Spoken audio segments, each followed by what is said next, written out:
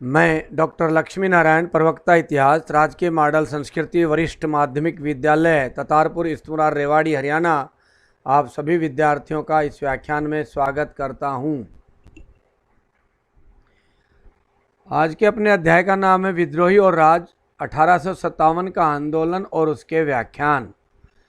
आज के अपने व्याख्यान का उपविषय है 1857 के प्रथम स्वतंत्रता संग्राम का दमन अंग्रेज़ों ने किस तरह किया, वह इसकी असफलता के कारणों पर भी प्रकाश डालेंगे।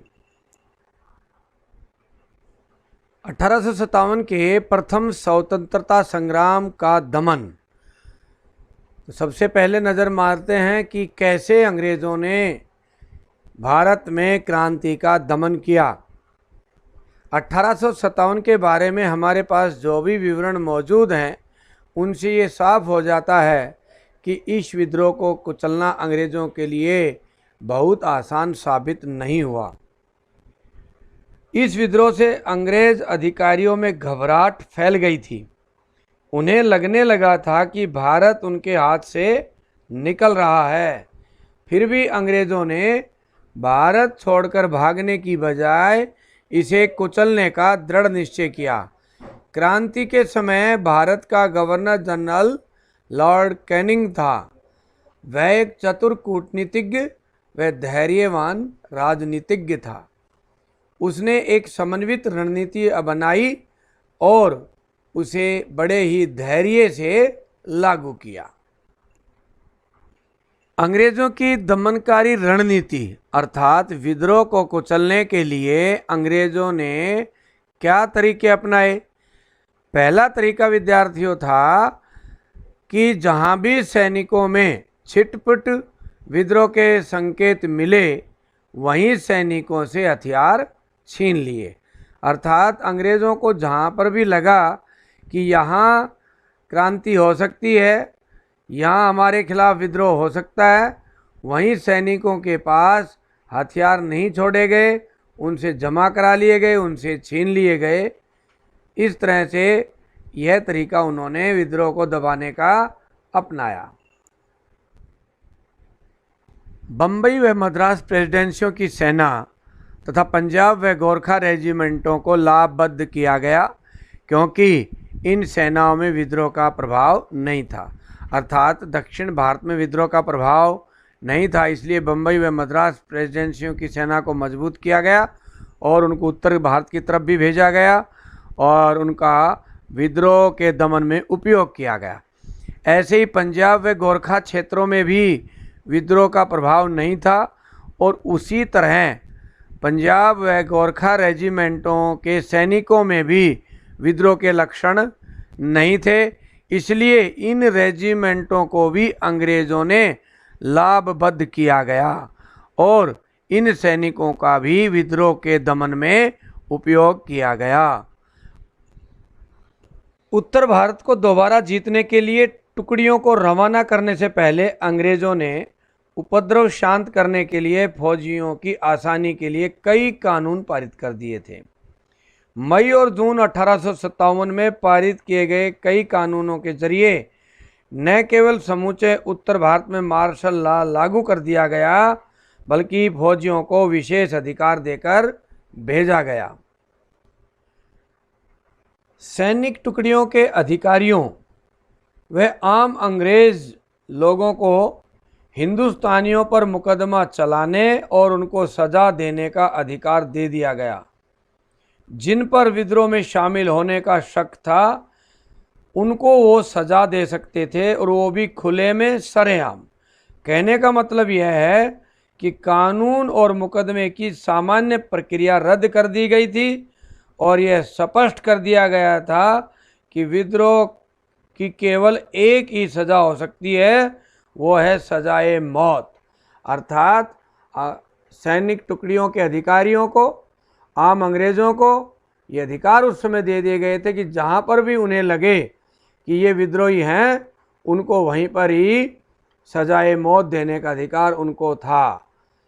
इस तरह से विद्रोह को दबाने के लिए गांव-गांव अभियान चला जिस भी गांव में लगता था कि ये लोग विद्रोही हैं, उनको गांव के बाहर ही किसी वृक्ष पर फांसी पर लटका दिया जाता था और गांव वालों की हिम्मत नहीं होती थी कि वे उनके मृत शरीर को उतारकर उनका संस्कार कर सके।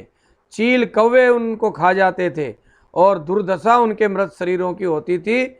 इससे ये मैसेज जाता था जनता में कि विद्रोह का परिणाम बहुत बुरा होगा। इस तरह से जनता को सजाए मौत दे करके आतंकित किया गया। अंग्रेजों ने एक और कूटनीतिक चाल चली। उन्होंने हिंदू व मुसलमानों में सांप्रदायिक तनाव भड़काकर क्रांति को कमजोर करने का प्रयास किया। ऐसा एक हमें प्रमाण मिलता है कि दिसंबर 1857 में उत्तर प्रदेश स्थित बरेली के हिंदुओं को मुसलमानों के खिलाफ भड़काने के लिए 50,000 रुपये खर्च किए गए। अर्थात हिंदू और मुसलमानों में तनाव पैदा करने के लिए कहीं पर मुसलमानों को पैसे दिए गए, कहीं पर हिंदुओं को पैसे दिए गए और इस तरह से पैसे दे करके, लालच दे करके हिंदू और मुसलमानों में तनाव भड़का करके क्रांति को कमजोर करने का प्रयास किया गया। विद्रोह को दबाने के लिए अंग्रेजों ने एक और कूटनीतिक चाल चली। उन्होंने अधिकांश देशी शासकों से सक्रिय समर्थन प्राप्त किया और उसके बदले में उन्होंने इन शासकों को ये आश्वासन दिया कि उनके राज्यों को अंग्रेजी राज में नहीं मिलाया जाएगा, उनको उनके राज्य के अधिकारों से वंचित नहीं किया जाएगा, क्योंकि विद्यार्थियों, भारत के लगभग सभी देशी शासक सहायक संधि से बंधे हुए थे और देशी शासकों के मन में, दिमाग में हमेशा यह भय बना रहता था कि जिस तरह से पंजाब का विलय कर लिया है, जिस तरह से कुशासन का आरोप लगा करके अवध का विलय कर लिया है, एक दिन ये अंग्रेज हमारे राज का भी विलय अंग्रेजी साम्राज्य में कर लेंगे। ऐसा भय निकालने के लिए अंग्रेजी अफसरों ने देशी शासकों को यह आश्वासन दिया कि आपके राज के साथ छेड़खानी नहीं की जाएगी, आपका राज बनाए रखा जाएगा। इस तरह का आश्वासन दे करके अंग्रेज़ों ने भारत के देशी शासकों का सक्रिय समर्थन प्राप्त किया। अंग्रेज़ों ने दिल्ली को पुनः अधिकार में लेने के लिए रणनीति बनाई। विद्यार्थियों, दिल्ली उस समय भारतीय राजनीति का केंद्र था। जिसका दिल्ली पर अधिकार होता था उसी का भारत पर अधिकार माना जाता था। इसलिए अंग्रेज़ों ने दिल्ली को पुनः अपने अधिकार में लेने के लिए एक रणनीति तैयार की। एक विशाल सेना कलकत्ता से दिल्ली की तरफ कूच की। उसी तरह से पंजाब के शासकों से, पंजाब से भी एक सेना दिल्ली की तरफ बढ़ी, राजस्थान से भी एक सेना दिल्ली की तरफ बढ़ी थी। इस तरह से दिल्ली की तरफ कूच करके दिल्ली को सैनिकों से घेरा गया और उस पर कब्जे की योजना बनाई गई। इस तरह हम देखते हैं विद्यार्थियों, अंग्रेजों ने किस तरह से रणनीति तैयार की। हमने देखा कि उन्होंने जहां भी लगा कि सैनिक विद्रोह कर सकते हैं, उन सैनिकों के हथियार ले लिए, पंजाब और गोरखा रेजिमेंटों को अपने समर्थन में खड़ा किया। इसी तरह मार्शल लॉ लागू किया गया और सामान्य अंग्रेज़ों को और सैनिकों को मौत की सज़ा का अधिकार दिया गया। इसी तरह दिल्ली को जीतने के लिए चारों तरफ से दिल्ली की तरफ सैनिक कार्रवाइयाँ की गई और दिल्ली को सैनिकों से घेरा गया। इसी तरह से सांप्रदायिक तनाव भड़काने का प्रयास भारत में किया गया और देशी शासकों का भी समर्थन प्राप्त करने का प्रयास इन्होंने किया, उनको आश्वासन देकर के कि तुम्हारा राज नहीं छीना जाएगा। इस तरह की कूटनीतिक रणनीति अंग्रेजों ने तैयार की और फिर उस पर कार्रवाई की। आओ आगे कैसे कार्रवाई की विद्रोह का दमन करने के लिए, ये देखते हैं। जिन जिन क्षेत्रों में क्रांति फैली हुई थी उन क्षेत्रों में सैनिक कार्रवाइयाँ की गई और क्रांति को बुरी तरह से कुचलने का अभियान चलाया। दिल्ली पर पुनः कब्जा करने के लिए अंग्रेजों ने दिल्ली और आसपास के इलाके को घेर लिया। 8 जून को अंबाला की ओर से आगे बढ़कर अंग्रेजी सेना ने दिल्ली को घेर लिया और अंतिम आक्रमण के लिए पंजाब से आने वाली एक दूसरी सैनिक टुकड़ी का इंतजार करने लगे। विद्रोही सिपाहियों ने मिर्जा मुगल तथा बख्त खां के नेतृत्व में अंग्रेजी सेना पर कई धावे बोले, परंतु कोई जोरदार बड़ा आक्रमण वे नहीं कर पाए। इसके कारण थे, एक कारण था कि सिपाहियों में अनुशासन व समन्वय का अभाव था। दूसरा, खजाना खाली था, सिपाहियों को वेतन देने के लिए भी धन नहीं था। ऐसी परिस्थितियों में कोई जोरदार आक्रमण भला हो भी कैसे सकता था। दिल्ली में विद्रोहियों में सर्वाधिक प्रभावशाली सैनिक नेता बख्त खां था। नजफगढ़ में उसकी सेना अंग्रेजों से हार गई, जो विद्रोहियों के लिए गहरा आघात था। इसी बीच सितंबर के आरंभ तक जॉन निकलसन के नेतृत्व में पंजाब से एक बड़ी सैनिक टुकड़ी पहुंचने से अंग्रेजी सेना की शक्ति में और भी वृद्धि हो गई। अंत में 5 दिन के घमासान संघर्ष के बाद 20 सितंबर 1857 ईस्वी को अंग्रेजी सेना ने विजयी होकर दिल्ली में प्रवेश किया और मुगल बादशाह को गिरफ्तार कर लिया। आप चित्र में मुगल बादशाह की गिरफ्तारी आप विद्यार्थियों देख रहे हो। इस लड़ाई में जॉन निकलसन मारा गया। दिल्ली पर पुनः अधिकार करते ही अंग्रेजी सेना ने दिल्ली वासियों पर असीम अत्याचार किए। उनकी लूट खसोट और मार काट की कार्रवाई तो नादिर शाह के कारनामों को भी मात दे गई। दिल्ली के पतन से पूरे भारत के क्रांतिकारियों के मनोबल को काफी धक्का लगा। बनारस और इलाहाबाद पर अधिकार। बनारस और इलाहाबाद में विद्रोहियों का दमन जनरल नील ने किया। वह कलकत्ता से उस अंग्रेज सेना की सहायता के लिए आ रहा था जो दिल्ली का घेरा डाले हुई थी। रास्ते में पहले उसने बनारस और फिर इलाहाबाद में विद्रोहियों को सबक सिखाने के लिए नरसंहार किया। अब तक दिल्ली पर अंग्रेजों के अधिकार का समाचार भी उसे मिल चुका था और उसने दिल्ली पहुंचने का विचार त्याग दिया और इसी क्षेत्र में रहकर विद्रोह का दमन करने का अभियान उसने चलाया और बनारस और इलाहाबाद पर अधिकार कर लिया। कानपुर में विद्रोह का दमन व कानपुर पर पुनः अधिकार। कानपुर विद्रोह का एक प्रमुख केंद्र था जिसका नेतृत्व नाना साहिब, उसके अंगरक्षक तात्या टोपे व उसके सचिव अजीम उल्लाह के हाथ में था।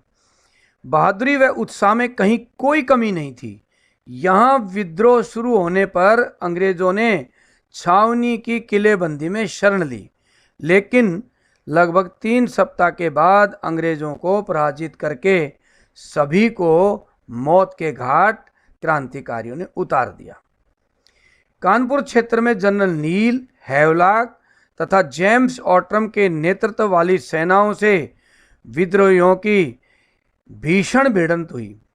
फिर स्वयं कॉलिन कैम्बल कानपुर पहुंचा। वह ब्रिटिश सेना का प्रधान सेनापति था। अंततः घमासान संघर्ष के बाद 6 दिसंबर 1857 को अंग्रेजों ने कानपुर पर अधिकार कर लिया और विद्रोहियों को, क्रांतिकारियों को सजा दी गई। आप चित्र में देख रहे हैं किस तरह से क्रांतिकारियों को फांसी पर लटकाया गया था।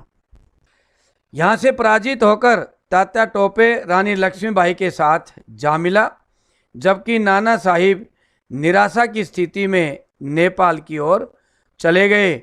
वहीं कहीं उनकी मृत्यु हो गई, जो आज भी एक संशय बनी हुई है, अर्थात नाना साहब के बारे में आज भी कुछ स्पष्ट नहीं हो पाया है। अवध क्षेत्र में क्रांति का दमन और लखनऊ पर अंग्रेजों ने पुनः अधिकार किया। लखनऊ पर अधिकार करने में अंग्रेजों को सबसे अधिक संघर्ष करना पड़ा। यहाँ अंग्रेज रेजिडेंसी में शरण लेकर तोपों से विद्रोहियों का मुकाबला कर रहे थे। उनकी स्थिति जिस समय कमजोर पड़ने वाली थी, उसी बीच 21 सितंबर को जनरल हेवलॉक और जनरल नील भी अपने सैनिकों सहित लखनऊ पहुंच गए। ये दोनों लड़ते हुए रेजिडेंसी तक पहुंच गए, परंतु नील इस संघर्ष में मारा गया। 17 नवंबर को ब्रिटिश सेना का प्रधान सेनापति कैम्पबेल 4500 सिपाहियों तथा तोपखाने के साथ लखनऊ पहुंच गया। कई दिनों तक सिकंदरबाग, आलमबाग तथा लखनऊ के अन्य बाजारों में युद्ध चलता रहा। 24 नवंबर को हेवलॉक भी मारा गया। कैम्पबेल यद्यपि रेजिडेंसी में घिरे हुए अंग्रेजों को छुड़ाने में सफल हो गया, परंतु पूरी तरह से लखनऊ को नहीं जीत सका। दिसंबर में वह कानपुर को जीतने में लगा रहा। अर्थात कैम्पबेल ने कानपुर पर जीत पर अपना ध्यान दिया। जनवरी फरवरी 1858 में लखनऊ जीतने के लिए कैम्पबेल ने लगभग 45,000 सैनिकों की एक बड़ी सेना संगठित कर ली थी। फिर तो अवध क्षेत्र की गली गली, कूचों कूचों में लड़ाई लड़ी गई। अंततः लगभग 9 महीने के भीषण संघर्ष के बाद 19 मार्च 1858 तक नगर पर पूर्ण रूप से अंग्रेजों ने पुनः अधिकार कर लिया। आप चित्र में देख भी रहे हैं तीनों जनरल कैसे मिल रहे हैं और पीछे अवध रेजिडेंसी अंग्रेजों की टूटी फूटी दिखाई दे रही है। आगामी 15 दिनों तक अंग्रेजों द्वारा जमकर अत्याचार व लूट मार लखनऊ में की गई और इस तरह से लखनऊ में भी क्रांतिकारियों को अंग्रेजों ने कुचल दिया। मध्य भारत में भी क्रांति फैली हुई थी और मध्य भारत में भी क्रांतिकारियों का दमन करने के लिए अंग्रेजी सेना आगे बढ़ी। बंबई से जनरल हुरोज ने बुंदेलखंड की ओर प्रस्थान किया। रास्ते में झांसी रियासत थी। यहाँ रानी लक्ष्मीबाई क्रांतिकारियों की नेता थी। ह्यूरोज ने झांसी पर घेरा डालना शुरू कर दिया तो लक्ष्मीबाई ने स्वयं किले की रक्षा की कमान संभाल ली। वह वीरता के साथ लड़ी, परंतु अंग्रेजों ने झांसी को जीत लिया और रानी वहां से बच निकली और कालपी पहुंच गई। कालपी में तात्या टोपे के नेतृत्व में क्रांतिकारी इकट्ठे होने लग रहे थे। वहां फिरोज शाह मेहता और रेवाड़ी से राव तुलाराम भी कालपी पहुंच चुके थे। वहां रानी लक्ष्मीबाई भी पहुंच गई। सभी ने मिलकर यहां अंग्रेजी सेना का जमकर मुकाबला किया। 24 मई को कालपी पर भी अंग्रेजों का अधिकार हो गया। वहां से रानी ग्वालियर की तरफ बढ़ी और 11 जून से 18 जून तक ग्वालियर में एक लंबी लड़ाई चली, जिसमें रानी लड़ती हुई वीर गति को प्राप्त हुई। दूसरी तरफ तात्या टोपे दक्षिण भारत की तरफ खानदेश के कहीं जंगलों में चले गए। बाद में वो पकड़े गए और 18 अप्रैल 1859 को तात्या टोपे को भी फांसी पर लटका दिया गया और इस तरह से मध्य भारत में अर्थात झांसी और कालपी क्षेत्र में, ग्वालियर क्षेत्र में विद्रोह का दमन अंग्रेजों ने कर दिया। बिहार क्षेत्र में क्रांतिकारियों का नेतृत्व राजा कुंवर सिंह ने किया। अपनी वृद्धावस्था के बावजूद भी उसने अंग्रेजी सेना को कई स्थानों पर परास्त किया। अप्रैल 1858 में कुंवर सिंह की मृत्यु के पश्चात नेतृत्व उसके छोटे भाई अमर सिंह ने संभाला। अक्टूबर 1858 तक वह अंग्रेजों से पराजित होकर पहाड़ियों में भाग गया और वहीं उसकी मृत्यु हो गई। इसी तरह हरियाणा क्षेत्र में भी क्रांति का पूरा प्रभाव था। हरियाणा क्षेत्र में सिरसा, हांसी, रोहतक, गुड़गांव और अहिरवाल क्षेत्र, मेवात क्षेत्र में क्रांति की लपटें उठ रही थी। जून 1858 में फिरोजपुर के deputy commissioner general Van Cortlandt के नेतृत्व में एक सेना ने सिरसा की ओर प्रस्थान किया। वह रास्ते में पड़ने वाले विद्रोही गांवों को कुचलते हुए आगे बढ़े। रानिया के भट्टियों ने अपने नवाब नूर मोहम्मद के नेतृत्व में अंग्रेज फौज का बड़ा मुकाबला किया, परंतु जीत अंग्रेजों की ही हुई। कॉटलैंड हिसार, हांसी में दमन करता हुआ जब रोहतक पहुंचा, तब तक दिल्ली का पतन हो चुका था। क्रांतिकारियों के हौसले पस्त हो चुके थे। इधर नारनौल और रेवाड़ी की तरफ भी क्रांति की ज्वाला फूट पड़ी थी। वहाँ पर भी जनरल जेरार्ड को भेजा गया, जो नारनौल के पास नसीबपुर के युद्ध में लड़ता हुआ स्वयं मारा गया। वहीं पर ही राव किशन सिंह भी शहीद हुए और राव तुलाराम कालपी की तरफ चले गए थे। और इस तरह से दिल्ली और आसपास के सारे क्षेत्रों में अंग्रेजों ने क्रांति का दमन कर दिया, क्रांतिकारियों को कुचल डाला और पुनः इस भारत पर उनका कब्जा हो गया। अब विद्यार्थी देखते हैं 1857 के प्रथम स्वतंत्रता संग्राम की असफलता के कारण, कि ऐसे कौन से कारण थे जिस कारण 1857 की क्रांति असफल हो गई। एक बार बारी बारी से सभी बिंदुओं पर नजर डालते हैं। 1857 के प्रथम स्वतंत्रता संग्राम की असफलता के अनेक कारण थे। पहला कारण अस्त्र शस्त्रों की कमी। क्रांतिकारियों के पास केवल वही गोला बारूद और बंदूकें थी जो उन्होंने ब्रिटिश शस्त्रागारों से लूटी थी। नए हथियारों की आपूर्ति का कोई साधन उनके पास नहीं था। वो मात्र तलवारों के बल पर या अपने अन्य हथियारों के बल पर युद्ध कर रहे थे। दूसरा कारण हम देखते हैं यातायात और संचार के साधनों पर अंग्रेजों का नियंत्रण। यातायात और संचार के साधनों पर अंग्रेजों का नियंत्रण था। इनकी सहायता से उनको लड़ाई संबंधी पूर्ण जानकारी प्राप्त हो जाती थी। अंग्रेजों की जहां कहीं भी सैनिक स्थिति कमजोर होती, वहां वे तुरंत रेलों द्वारा अपनी सेना या अन्य सहायता भेज देते थे। विद्रोहियों के पास ऐसी कोई सुविधाएं नहीं थी। इस कारण भी हमारी क्रांति असफल हो गई। अगला कारण है सभी सैनिकों का विद्रोह में शामिल न होना। अर्थात विद्यार्थियों, अंग्रेज फौज में लगभग आधे भारतीय सिपाही तो प्रथम स्वतंत्रता संग्राम की इस लड़ाई में क्रांतिकारी हो गए थे, लेकिन शेष सिपाहियों ने इस क्रांति को कुचलने में अंग्रेजों का पूरा साथ दिया। चौथा कारण देखते हैं अंग्रेजों को देशी शासकों का सहयोग। भारत के अधिकांश राजाओं ने विद्रोहियों का साथ देने की अपेक्षा अंग्रेजों को अपना सहयोग दिया। इनमें हैदराबाद, ग्वालियर, पटियाला, नाभा, जींद, इंदौर, भोपाल, जोधपुर, कश्मीर, राजपूताना तथा नेपाल के शासक सम्मिलित थे। इन शासकों के सहयोग के कारण अंग्रेज भारतीय विद्रोहियों को सुगमता से कुचलने में सफल रहे। लॉर्ड कैनिंग ने ठीक ही कहा था, ये शासक तूफान को रोकने में बांध की तरह सिद्ध हुए।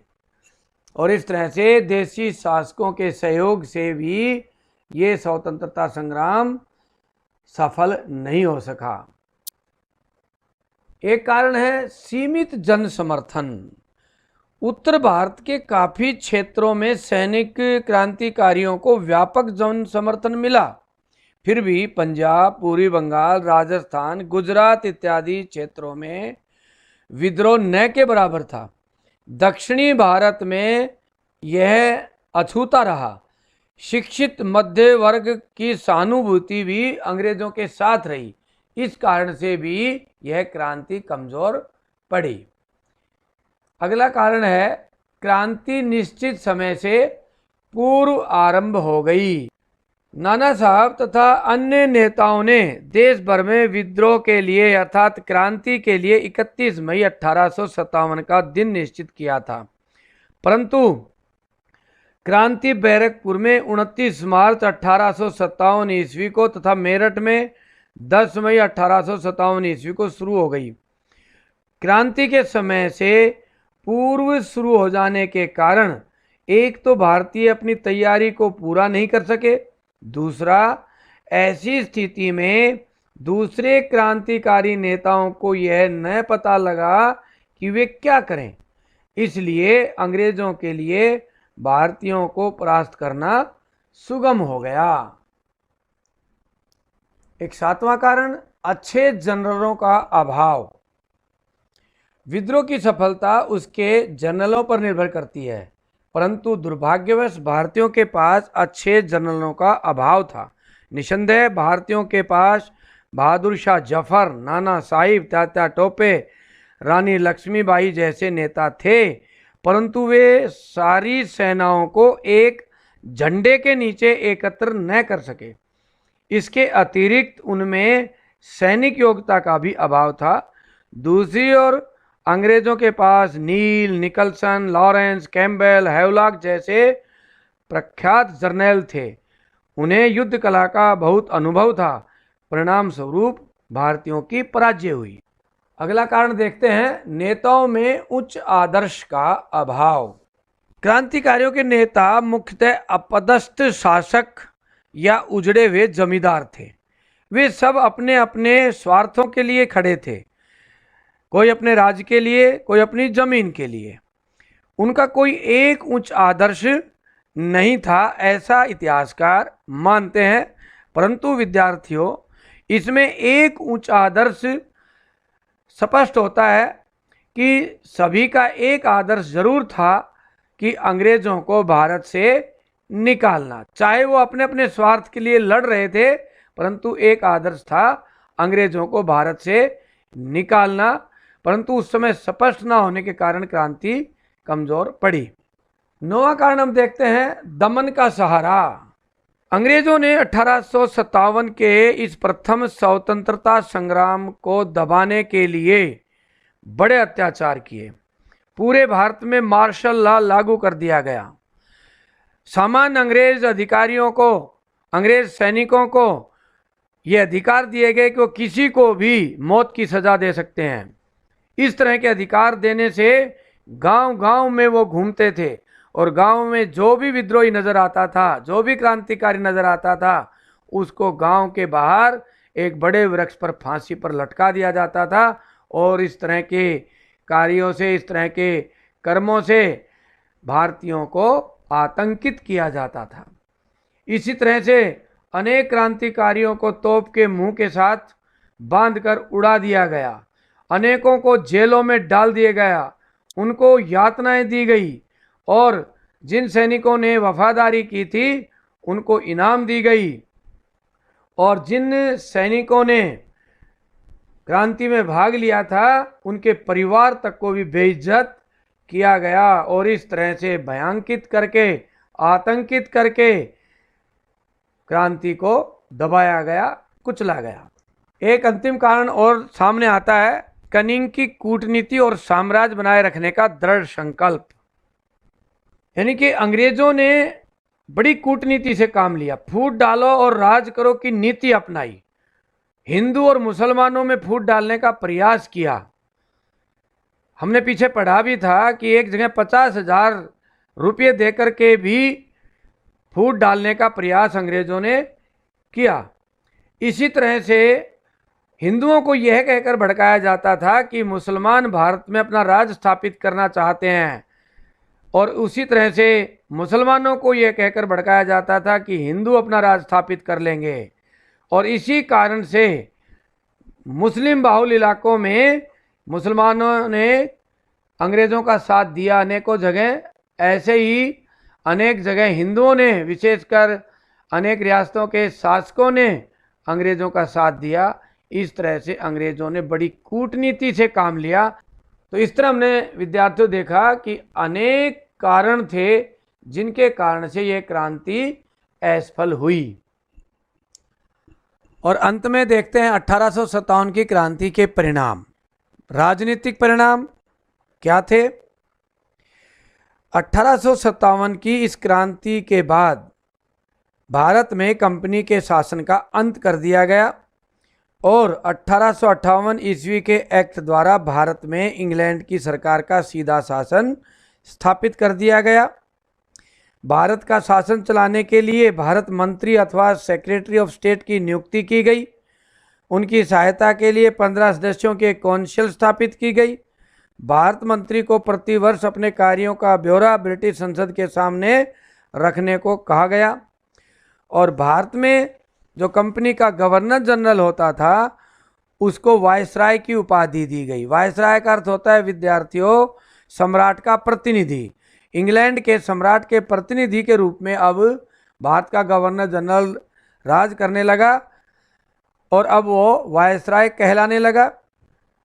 लॉर्ड कैनिंग को ही भारत का प्रथम वायसराय बना दिया गया। इसी के साथ भारत में मुगलों का और पेशवा वंशों का भी अंत हो गया और इस तरह से भारतीय शासकों के प्रति भी उन्होंने विनम्रता की नीति अपनाई। इसके बाद किसी राज्य का उन्होंने ब्रिटिश साम्राज्य में विलय नहीं किया और राजाओं को अपने साथ रखने के लिए राजाओं से विनम्र रूप से पेश आए, परंतु फिर भी राजाओं के ऊपर पूरा अधिकार रखते थे, राजाओं के ऊपर अपना पूरा प्रभाव रखते थे। दूसरा है सैनिक परिणाम। क्रांति का आरंभ सैनिकों ने ही किया था, इसलिए ब्रिटिश सरकार इस मामले में बहुत ही सतर्क हो गई। उन्होंने भारतीय सैनिकों की संख्या घटा दी, 2,15,000 से घटा करके 1,15,000 भारतीय सैनिक कर दिए, अर्थात 1 लाख सैनिक भारतीय घटा दिए। उसी तरह से ब्रिटिश सैनिक 40,000 से बढ़ाकर 72,000 कर दिए और इस तरह अंग्रेज सैनिकों की संख्या बढ़ा दी गई और ये सब सैनिक भारतीय सैनिकों पर नज़र भी रखते थे और इसी तरह से भारतीय सेना का पुनर्गठन किया गया। जिन कौमों ने अंग्रेज़ों का साथ दिया उनको अंग्रेजी सेना में विशेष रियायतें दी गई, विशेष पद दायित्व दिए गए, उनको भर्ती में प्राथमिकता दी गई और जिन कौमों ने, जिन जातियों ने अंग्रेज़ों का विरोध किया था उनको बागी घोषित किया गया और उनकी भर्ती बंद कर दी गई। जैसे कि हमारे साउथ हरियाणा में अहीरों की भर्ती बंद कर दी गई थी। इस तरह से ये सैनिक परिणाम निकले। तीसरा देखते हैं सामाजिक व धार्मिक परिणाम। 1 नवंबर 1858 ईस्वी को महारानी विक्टोरिया की घोषणा में भारतीयों को वचन दिया गया कि उनको योग्यता के आधार पर नौकरियां दी जाएंगी, उनके साथ जाति, धर्म, रंग आदि का कोई भेदभाव नहीं किया जाएगा। और इस तरह से ये घोषणा करके भारतीयों को अपनी तरफ आकर्षित करने का प्रयास उन्होंने किया, परंतु अंग्रेज़ों ने भारत में फूट डालो और राज करो की नीति अपनानी आरंभ कर दी। अब वो हिंदुओं की बजाय मुसलमानों को अधिक संरक्षण देने लगे और उनको भड़काने लगे। जैसा कि हम राष्ट्रीय आंदोलन के दौरान पढ़ते हैं कि किस तरह से मुस्लिम तुष्टीकरण करके अंग्रेज़ों ने मुसलमानों को हिंदुओं के खिलाफ भड़काया और उसी का परिणाम पाकिस्तान भी रहा। महारानी विक्टोरिया की घोषणा में स्पष्ट किया गया कि अंग्रेजी सरकार भारतीयों के धार्मिक विश्वासों तथा परंपराओं में कोई हस्तक्षेप नहीं करेगी। प्रत्येक व्यक्ति को पूर्ण धार्मिक स्वतंत्रता प्राप्त होगी। इस तरह से ये सामाजिक और धार्मिक परिणाम हमने देखे। अगला था आर्थिक परिणाम। क्या निकले? इस क्रांति के कारण भारत का कर्ज बढ़ गया, 98 लाख पौंड ऋण भारत पर चढ़ गया और ब्रिटिश सरकार ने यहाँ पर जेम्स विल्सन जैसे अर्थशास्त्री भेजे ताकि भारत को कर्ज से उभारा जा सके, परंतु फिर भी भारत का आर्थिक शोषण जारी रहा। जो प्रमुख परिणाम इसका निकला विद्यार्थियों वो था राष्ट्रीय आंदोलन का उदय। इस क्रांति के बाद भारत में राष्ट्रीय आंदोलन का उदय होना आरंभ हो गया। लोगों को अंग्रेज़ों के खिलाफ आंदोलन करने की एक चेतना मिलने लग गई थी। कहीं ना कहीं किसी ना किसी रूप में कोई ना कोई अंग्रेज विरोधी कार्य, अंग्रेज़ों के खिलाफ कोई आंदोलन होता रहा और इस तरह से राष्ट्रीय कांग्रेस की स्थापना हुई, क्रांतिकारी नेताओं का उदय हुआ और उन क्रांतिकारी नेताओं में वीर सावरकर जैसे व्यक्तित्व ने 1857 को विषय बनाते हुए प्रथम स्वतंत्रता संग्राम पुस्तक लिखी, जिसमें 1857 की क्रांति में भारतीयों के बलिदान और त्याग की कहानी लिखी गई, जो राष्ट्रीय आंदोलन के नेताओं के लिए एक प्रेरणा स्रोत बनी। और राष्ट्रीय आंदोलन के नेता 1857 की इस क्रांति पर लिखी पुस्तक को गीता मानते थे, जिसको अंग्रेज़ों ने बैन भी कर दिया था, परंतु 1857 की क्रांति राष्ट्रीय आंदोलन के नेताओं के लिए प्रेरणा स्रोत बनी रही। और जिस तरह से मंगल पांडे ने फांसी पर चढ़कर आज़ादी की जो नींव रखी थी, उसकी परिणति 15 अगस्त 1947 को भारत की आज़ादी के साथ हुई। और इस तरह से 1857 की क्रांति के परिणाम स्वरूप ही 15 अगस्त को भारत आज़ाद हो सका। और इसी के साथ हमारा यह व्याख्यान समाप्त होता है। अब विद्यार्थियों, कुछ अभ्यास के प्रश्न इस व्याख्यान से संबंधित हैं। पहला है, 1857 की क्रांति को कुचलने के क्या तरीके अपनाए गए। दूसरा, 1857 की क्रांति के दमन की कार्यवाहियों का वर्णन करें। तीसरा, 1857 की क्रांति की असफलता के क्या कारण थे। इसी के साथ आप सभी का बहुत बहुत धन्यवाद।